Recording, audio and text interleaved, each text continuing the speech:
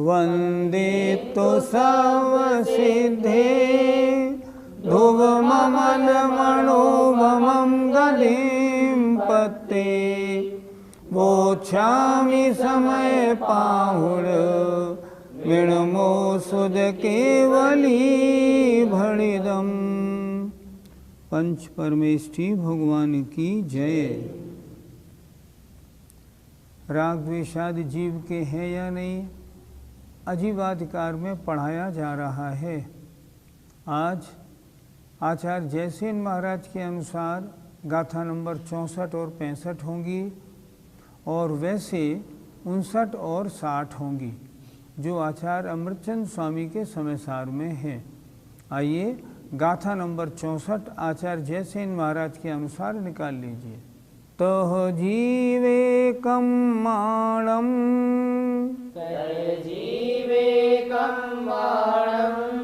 लोकं माणं च पश्यितुं वर्णम्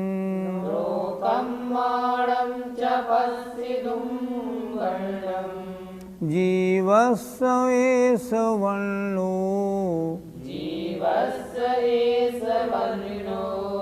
जिणेहि व्यवहार दोतो।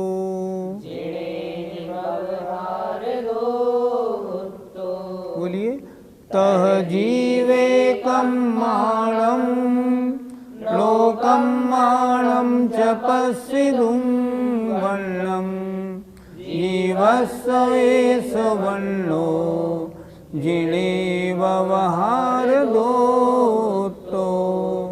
तह जीवेकं माणं लोकं माणं च पश्यितुं वर्णम् जीवस्य एष वर्णो जिणे व्यवहार दोतो। शब्दार्थ देखिए। तह माने वैसे अर्थात उसी प्रकार, जीवे जीव में, कम्माणम कर्मों का, नो कम्माणम और नो कर्मों का, वर्णम पश्यितुं वर्ण देखकर, जीवस्य जीव का, एष वर्णो यह वर्ण है। जिन्हें ही जिनेन्द्र देव ने व्यवहार से ऐसा कहा है। क्या हुआ तात्पर्य? अर्थात जैसे पहली गाथा में हमने पढ़ा था, रास्ते में चलने वाला राहगीर लुटता है, हम कहते हैं ये रास्ता लुटता है।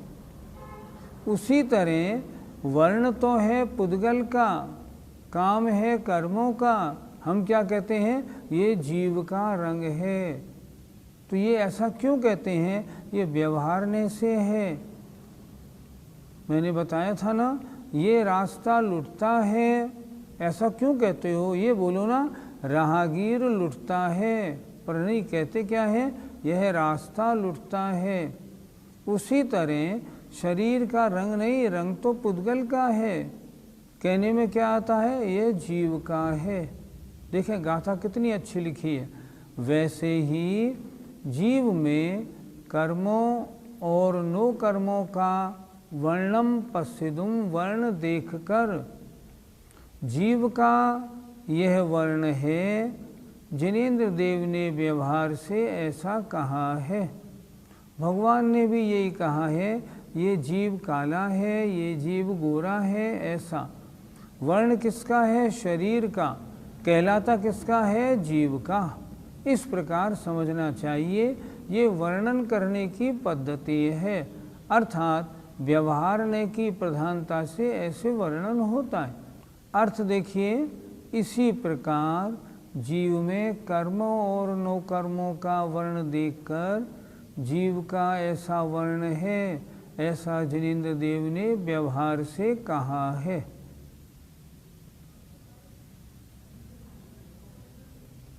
पंडित जी, व्यवहार न्याय का वर्णन भी सर्वज्ञ भगवान ने किया है। किसी भी वस्तु का वर्णन अगर करना है तो वह व्यवहार न्याय से ही होता है। निश्चय न्याय से तो जो वस्तु जैसी है वो वैसी है। वर्णन जब भी करेंगे, उसके भेद करेंगे, उसकी डिटेल करेंगे, उसे समझाएंगे, तो समझाने की विधि तो व्यवहार न्याय से ही होती है। सर्वज्ञ देव ने अपनी दिव्य ध्वनि में निश्चय न्याय और व्यवहार न्याय दोनों का अवलंबन लिया है। कुछ लोगों की धारणा ऐसी है, व्यवहार न्याय तो उपचार है, झूठा है, सच्चा नहीं। तो यहाँ क्या लिखा? जिणे ही, यहाँ उन्होंने लिखा जिनेंद्र भगवान ने ऐसा कहा है। व्यवहार न्याय का वर्णन भी सच्चा वर्णन है, लेकिन अंतर क्या है? व्यवहार न्याय पर्याय की अपेक्षा बात करता है, निश्चय न्याय द्रव्य की अपेक्षा बात करता है। दोनों बातें हैं। न्याय कौन सा सच्चा है? न्याय तो दोनों सच्चे हैं, इनमें एक भी न्याय गलत नहीं। दोनों न्याय वक्ता के अभिप्राय के अनुसार अपने अपने वर्णित विषय को बताने वाले हैं।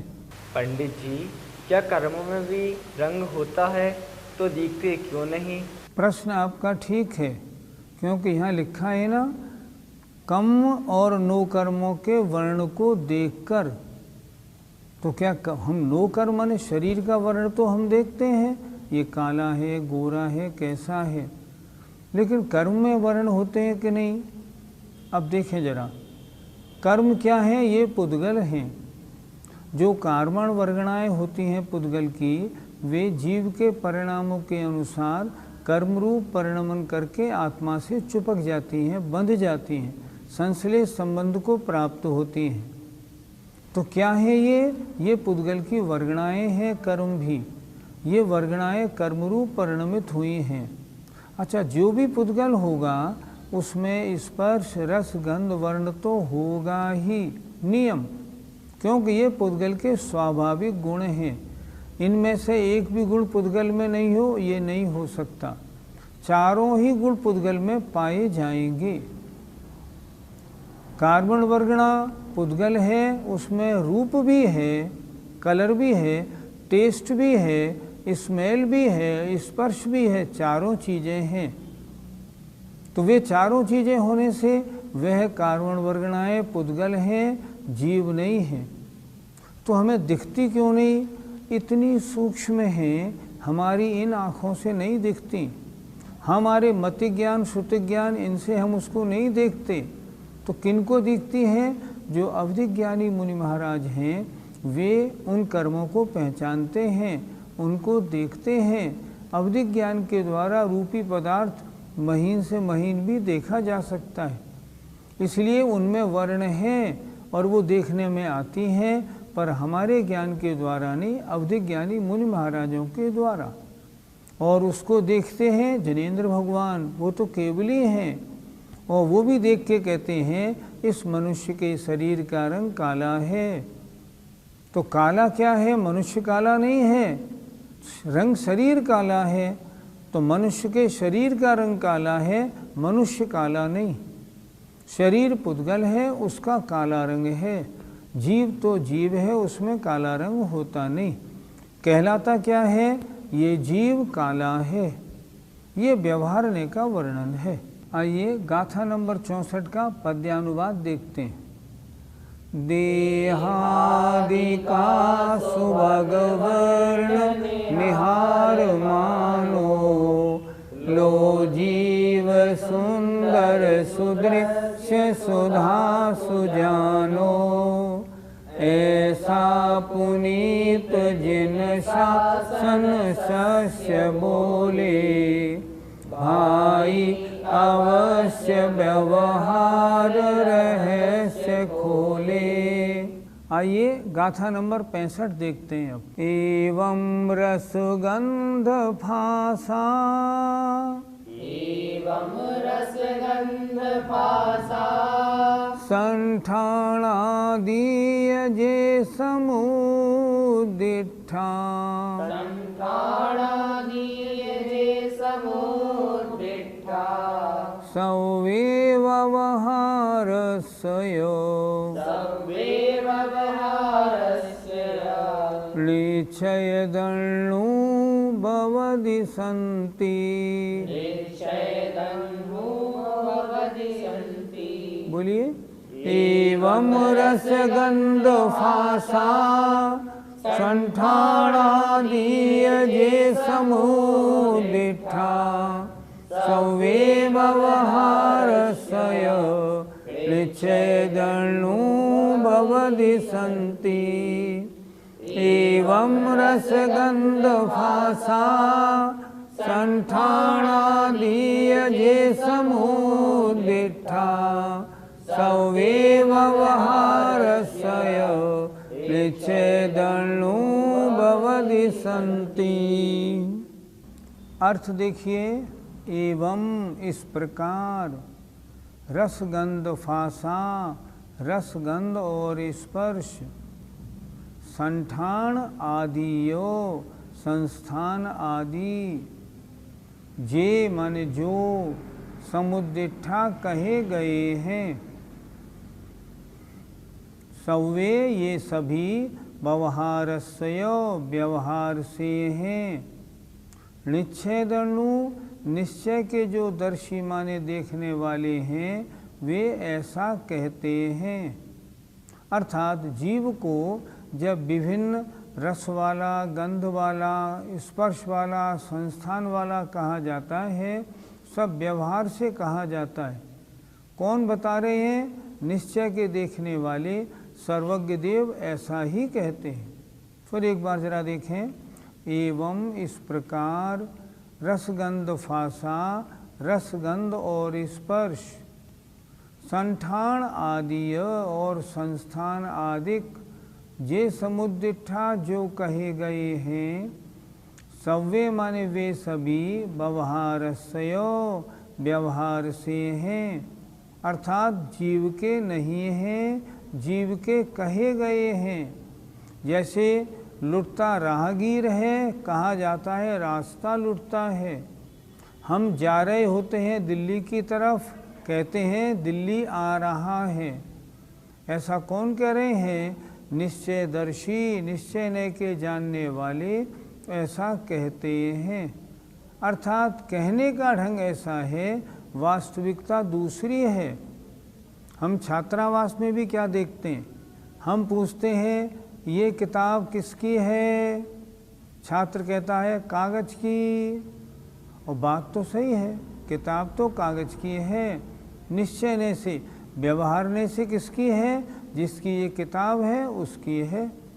उसी तरह निश्चयने और व्यवहारने का कथन होता है। रस गंध और स्पर्श आदि जो भी जीव के कहे हैं शास्त्रों में सब व्यवहारने से हैं, जीव के स्वभाव नहीं। जीव तो अमूर्तिक द्रव्य है, उसमें रूप रस गंध स्पर्श कैसे आएंगे? लेकिन जब कथन होता है तो व्यवहारने से ऐसा कहा जाता है। अर्थ देखिए। इसी प्रकार गंध रस स्पर्श रूप और शरीर के आकार इत्यादि सभी व्यवहार से हैं, अर्थात जीव के स्वभाव नहीं। ऐसा निश्चय के जानने वाले लोग कहते हैं। पंडित जी, जीव किस समय किस नय का अवलंबन लेता है? ज्ञानी तो निश्चय ने और व्यवहार ने दोनों का अवलंबन समय समय बदलता रहता है। जैसे किसी ने पूछा ये किसका पुत्र है, तो ज्ञानी क्या कहेगा? ये मेरा पुत्र है, व्यवहारने से। लेकिन अंतरंग में निश्चय ने भी बिल्कुल झलक दिखाएगा, मेरा कोई नहीं, मेरा तो आत्मा है। ये पुत्र मुझसे पैदा हुआ इसलिए मेरा कहा जाता है। वास्तव में ये भिन्न द्रव्य है, मैं भिन्न द्रव्य हूँ। हम प्रति समय इसका अवलंबन लेते हैं। अब भोजन लेते हैं तो भोजन क्यों करते हैं? मैं आत्मा हूँ, तो क्या आत्मा भोजन करता है? नहीं करता। भोजन कौन करता है? भोजन तो शरीर में डालना पड़ता है, भोजन शरीर का होता है। और ये जो अपनी असमान जातीय द्रव्य पर्याय है जीव और पुद्गल की मिली जुली, इसमें समय समय पर भूख लगती रहती है, पर जीव कभी रोटी नहीं खाता, डाला तो शरीर में ही जाता है। इसी तरह निश्चय व्यवहारने का अवलंबन रेगुलर हम लेते रहते हैं। किसी भी कार्य करते समय व्यवहार से कार्य करते हैं, निश्चय का अवलंबन बराबर लेते हैं। अच्छा, मुनि महाराज को देखते हैं। मुनि महाराज क्या करते हैं? जब जब क्रियाओं में लगे रहते हैं तो दिखता ऐसा है ये क्रिया में उलझे हैं, पर अंतरंग में उनकी भाव भासना बनी रहती है। मैं कैसा हूँ? मैं तो चैतन्य मात्र हूँ। और जब वे मुनि महाराज शुभोपयोग छोड़ के शुद्धोपयोग में आते हैं, उस समय भाव क्या रहता है? मैं चैतन्य मात्र ही हूँ। उस समय फिर व्यवहारने का अवलंबन नहीं रहता। सांसारिक कार्य करते समय या अपने जो आवश्यक हैं उनके पूरे करते समय निश्चय व्यवहारने दोनों का अवलंबन रहता है। सामायिक करते समय भी सामायिक करते करते तू चेतन अरु देह अचेतन, यह जड़ तू ज्ञानी, मिले अनादि यतन सो बिछुड़े, वो आता रहता है बराबर। इस तरह का विचार निश्चय और व्यवहार का बराबर रहता है। अब देखें, मुनि महाराज निश्चय ने अर्थात शुद्धोपयोग का मात्र अवलंबन लेने वाले तो यदा कदा होते हैं। हमने एक बार आचार्य जी से प्रश्न किया, महाराज क्या आपको कभी शुद्धोपयोग हुआ होगा? बड़ी विनय से हमने पूछा। आचार्य जी बोले, हाँ कभी 2-4 साल में 1-2 सेकंड हुआ हो तो हुआ हो। पंचम काल में शुद्धोपयोग का अभाव नहीं, पर होता तो बहुत मुश्किल से है। और बाकी समय शुभोपयोग माने व्यवहारने का अवलंबन रहता है। शुद्धोपयोग के समय मात्र निश्चयने का अवलंबन रहता है, मात्र अपनी आत्मा देखने में आती है। इस तरह उन मुनि महाराजों के अधिकांश व्यवहारने का अवलंबन और यदा कदा निश्चयने का अवलंबन बनता है। इसलिए दोनों नयों का अवलंबन बराबर चलता रहता है। पंडित जी, तब तो जब शुद्धोपयोग हमें होता होगा तब फिर राग आदि भाव नहीं होते होंगे। वैसे तो अभी इस बात का ही पता नहीं कि तुम्हारा गुणस्थान कौन सा है। तुम सम्यक दृष्टि हो या मिथ्या दृष्टि, ये भी नहीं मालूम। अगर मिथ्या दृष्टि है तो अशुभोपयोग ही अशुभोपयोग है, और अगर मान लो सम्यक दृष्टि भी हो और तुम्हारा गुणस्थान चौथा भी है, तो अभी शुद्धोपयोग कैसे होगा? तुम्हें बताओ, कैसे होगा तुम्हें? शुद्धोपयोग किनको होता है? मैंने आपको अभी बताया था ना, आचार्य श्री ने कहा था यदि 2-4 साल में कभी 1-8 सेकंड को शुद्धोपयोग हो गया हो तो हो गया हो, नहीं तो होता नहीं। तो क्या रहता है मुनि महाराजों के? मुनि महाराजों के निरंतर शुभोपयोग रहता है। जरा हम तीनों उपयोगों का वर्णन एक बार समझ लें। कषाय के तीव्र परिणाम अशुभोपयोग, मंद कषाय रूप परिणाम शुभोपयोग, लेकिन सम्यक दृष्टि हो तो। अगर मिथ्या दृष्टि है तो शुभोपयोग नहीं होता। और कषाय रहित परिणाम शुद्धोपयोग। अब विचार करें, मान लो आप चतुर्थ गुणस्थानवर्ती हैं और आप सम्यक दृष्टि हैं, मान लिया। अब उपयोग शुद्धोपयोग कैसे होगा?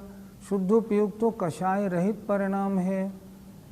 आपके प्रति समय अभी अनंतानुबंधी हटी है, अप्रत्याख्यानावरण प्रत्याख्यानावरण संजुलन का प्रति समय उदय मौजूद है कि नहीं? बुद्धिपूर्वक या अबुद्धिपूर्वक कैसे भी हो। अगर आप ये कहते हो हम बुद्धिपूर्वक आत्मचिंतन में लग जाएं तो, लेकिन अबुद्धिपूर्वक तो अप्रत्याख्यानावरण प्रत्याख्यानावरण संजुलन का उदय है ही। जब है ही तो फिर कैसे तुम्हारे शुद्धोपयोग होगा? कभी नहीं होगा। ऐसी भ्रांति छोड़ दो। चतुर्थ गुणस्थानवर्ती को या पंचम गुणस्थानवर्ती वृत्ति श्रावक को एलक क्षुल्लक या आरिकाओं को शुद्धोपयोग होने का कोई अवकाश नहीं।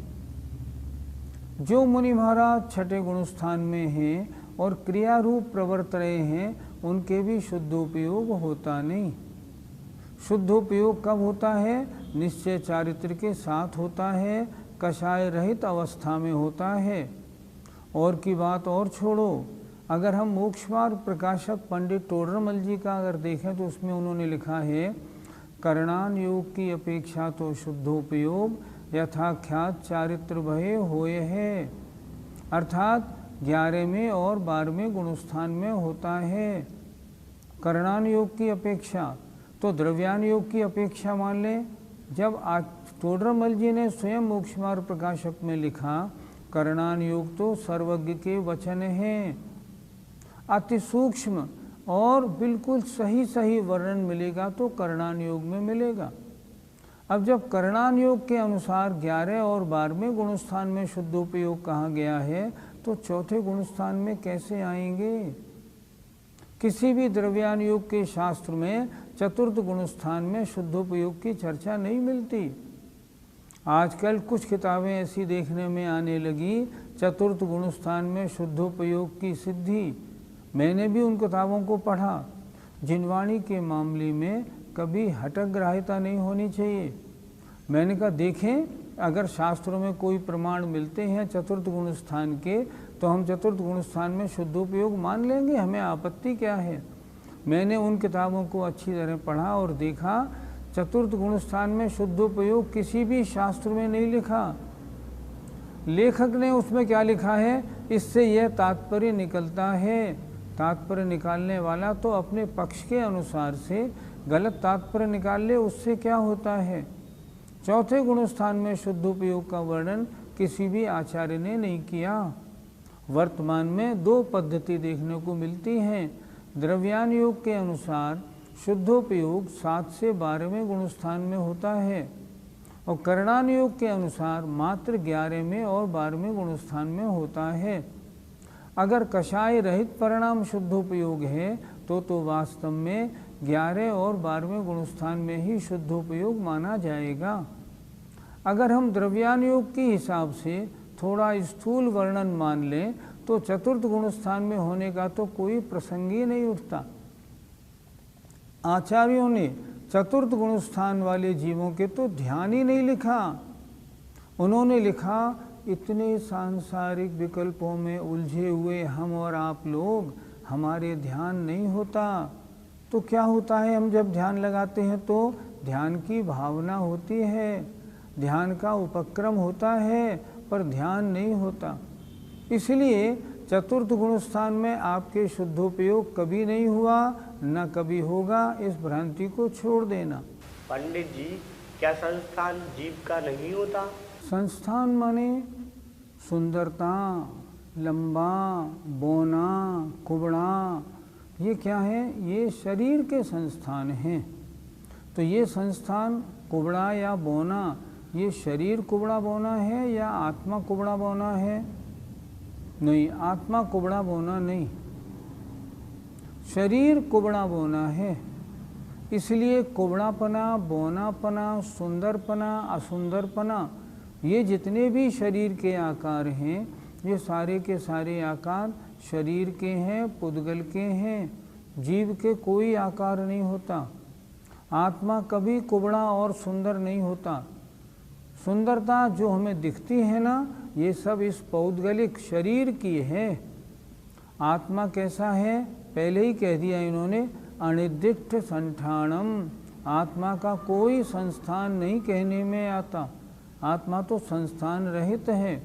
संस्थान शरीर का होता है, आत्मा का थोड़ी होता है। आत्मा तो संस्थान रहित है। संस्थान आदिक शरीर विकार सारे, ये स्पर्श रूप रस गंध गुणादि न्यारे, है जीव के पर सुनो व्यवहार से है, ऐसे कहे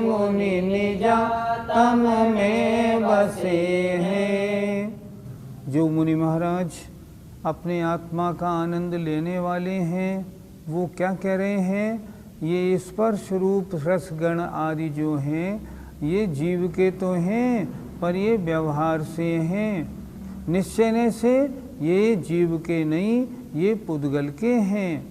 जो भी संस्थान है ये पुद्गल का है, जीव का नहीं।